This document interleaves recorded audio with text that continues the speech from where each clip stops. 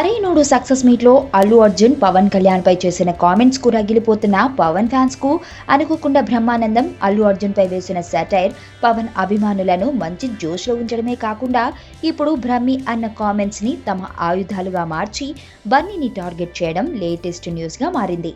ఈ ఆసక్తికరమైన ఈ న్యూస్ వివరాల్లోకి వెళితే, సరైనోడు సక్సెస్ సందర్భంగా ఆ సినిమాలో నటించిన బ్రహ్మానందం అల్లు అర్జున్తో కలిసి ఒక ఛానల్కి ఇంటర్వ్యూ ఇస్తున్నప్పుడు ఈ సంఘటన జరిగింది.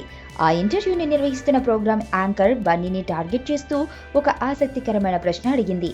బ్రహ్మానందంను చూడగానే ఎవరికైనా వెంటనే నవ్వు వస్తుంది, కాబట్టి బ్రహ్మితో నటిస్తున్నప్పుడు మీరు నవ్వు ఎలా ఆపుకున్నారు అంటూ ఆ యాంకర్ బన్నీని ప్రశ్నించింది.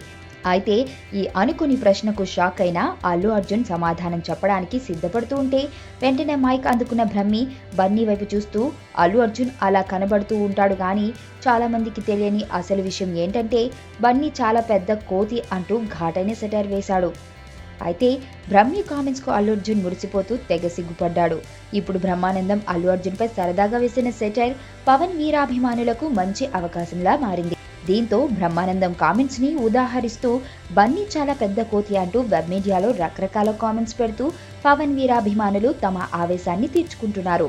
బ్రహ్మానందం సరదాగా బన్నీపై వేసిన సెటైర్ ఇప్పుడు పవన్ వీరాభిమానులకు కలిసి రావడం హాట్ టాపిక్ గా మారడమే కాకుండా పవన్ అభిమానులకు జోష్ని ఇస్తోంది.